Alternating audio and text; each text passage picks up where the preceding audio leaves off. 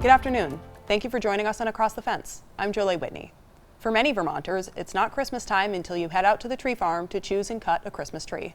Last year, Keith Silva visited the Russell Tree Farm in Starksboro, where they have an old-fashioned way for you to get your tree. Here's Keith. Well, David, a little bit of rain can't dampen a visit to a Christmas tree farm. No, it's a short time at the farm, and you got a nice tree to take home with you. David Russell and his family own and operate the Russell Christmas Tree Farm in Starksboro. They sell pre-cut trees, or you can do it yourself, with a little help. But we'll get to that in a moment. What does it take to be a Christmas tree grower? You can't expect instant gratification because it's minimum 7 years before you sell a tree and more like 10 before you sell very many. I tell people 7 to 10 years is the cycle. You gotta want to do it. I think a lot of people start out and then they get tired because there's no results. I would say the slow time with Christmas trees is from January through April. We plant first part of May, we start planting, and then you fertilize, and then you start mowing grass, and you've got to go through and maybe do some corrective pruning. Most of the pruning starts the 1st of July. Right after 4th of July, we start. Go, Daddy, go! Why cut your own Christmas tree? I tell people if they want a perfect tree, go to Sears. You know, my trees, God grows them and I shear them, and they're the best we can do. But we have challenges with deer eating the trees, and we had somebody that wanted a real short tree. I said, well, look for one that's really damaged, but it's good at the top. And they found one the deer had really whittled, but on the top, it was fine. What makes a good Christmas tree? Every Christmas tree grower will grow a different tree, just their style. I like to think that we trim kind of lightly. I don't like a real dense tree, and so I like a tree that you can put an ornament on. I guarantee my trees are not perfect, and I have a critical eye. I see the imperfections in them, and people cut their own, and they'll cut a tree that I would be embarrassed to have, but they selected the one they wanted. To be successful in agriculture, many farmers need to be diversified. And here at the Russell Christmas Tree Farm, they have a very unique way of helping you cut your Christmas tree.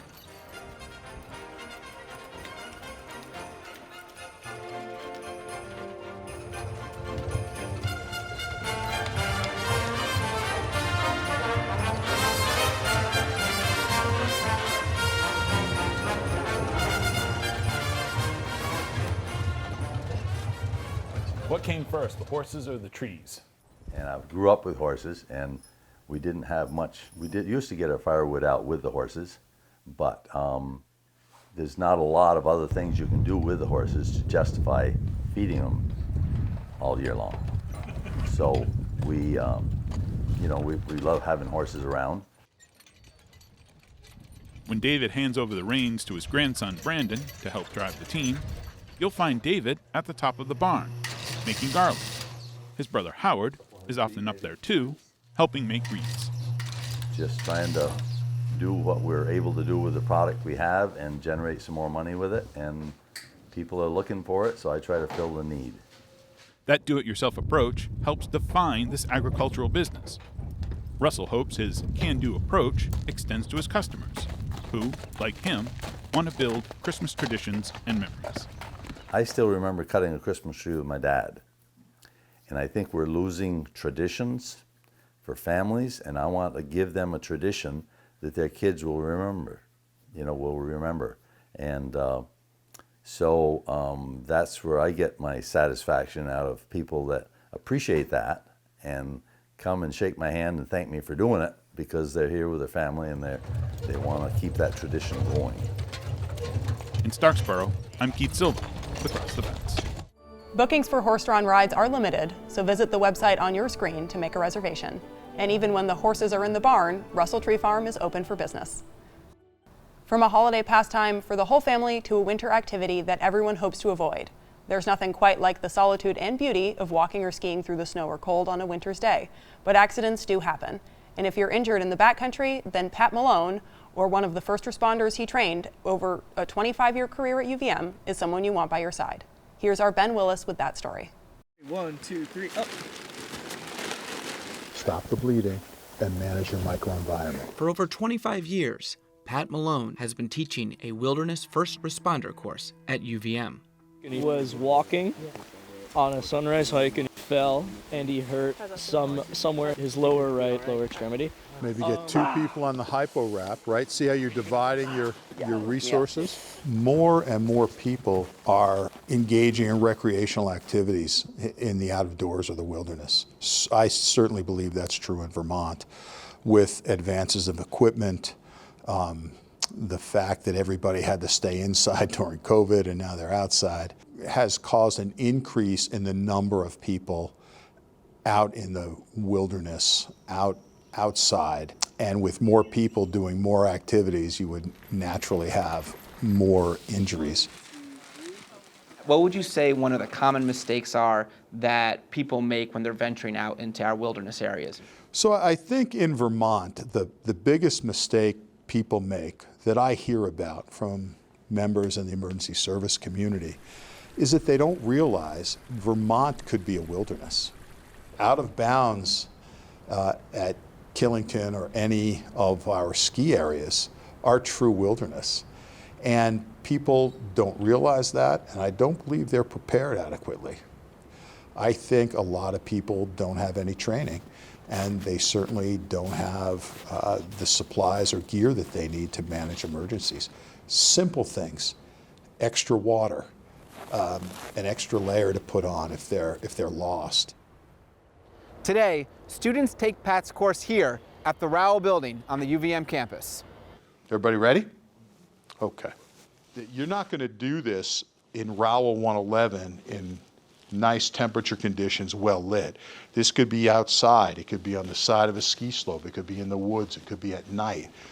The Wilderness First Responder course prepares students to assess and manage emergencies in the context of the wilderness.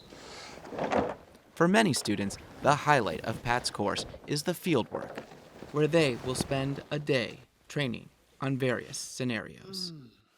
Yeah, it's right there. The key for any wilderness first responder, or woofer, is to learn to work in less than ideal conditions. I am going to say a body part, and you are going to splint it.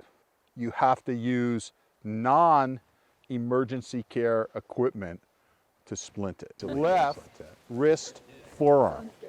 Left. One of the things about wilderness medicine that's different than traditional emergency care or emergency services is that we train the students to improvise. We give them the tools to use equipment they would have on them that's not emergency care equipment. Hiking poles, extra clothing, etc. It was a pretty good lesson on A, coming prepared and bringing actual first aid materials, and B, in the situation you don't have them, being able to understand the dynamics of a splint in a way that would allow you to improvise one. You have to be creative. Just because you're using a flashlight and some P-cord doesn't mean you can't make a good splint. It's excellent. Just a hat, a flashlight, and some rope, and my knee is completely immobilized. Tourniquet before wound? I think based on the amount of blood, maybe. As the day goes on, the scenarios become more complex and more challenging. Each group is going to build a shelter where you would assume you're going to spend the night until tomorrow. We just started building some shelters, some bivvies just for if you're stuck out in the backcountry, you have to spend a night. Using impromptu materials, what we have in our bags, and you have a tarp. The idea was to create a shelter that we could keep a patient in overnight in these conditions. So we found a sunny spot, have it open to the sun, but then we can also close it off if need be. It's like kind of putting all of our skills into action in the field, so we know what it'll be like when we're under the pressure, as well as our patient is exposed to the elements, and basically how to respond in those circumstances. 1, 2, 3, up! There's a rope behind you guys over there. 1, 2, 3. Many of our students need to obtain this training and certification for jobs in outdoor education or recreation. Hydrated? Yep. I ski a lot, I bike a lot. I'm also a big climber, so there's a lot of risk of injury with those. And then on top of that, leading like outing club trips, I need a woofer or a certain certification to be able to lead some of the more high-risk trips. I'm getting it mainly to have the knowledge for when I'm out in the backcountry with my friends and family, but I'm also a ski patroller and I need more medical certifications, so this is helping with that. Your foot is real. Oh, which one? Your right foot? I'm taking this woofer class because I'm an environmental science major, and some of the opportunities I've been looking at require it for jobs in the field. We emphasize more critical emergencies, things like the control of bleeding, the management of hypothermia. So they're very well prepared for true emergencies. The truth of the matter is, most emergencies are at a lower level. Most of the skills that you would obtain in a course like this are more likely to be used in everyday life, right? You're not going to be mountaineering on Mount Rainier and have an injury as much as you are when you're hiking on a local trail with one of your family members or for somebody in your home, right? So taking a course like this is not just for the wilderness, it's for any place. My confidence in the fields, in the backcountry, and even in the front country too. I feel more prepared if, God forbid, something were to happen to a family member, a friend, or even just a stranger. How to bandage wounds, how to deal with fractures, and just kind of the basics for being the first on the, first responder, first on the spot to assist with any situation. Yeah. Pat reminds us about the need to respect our great outdoors. He encourages us to be prepared and use common sense when trekking out into our beautiful state. At Camel's Hump State Park in Duxbury, I'm Ben Willis with Across the Fence. That wraps up another Across the Fence. I'm Jolie Whitney. Have a good one.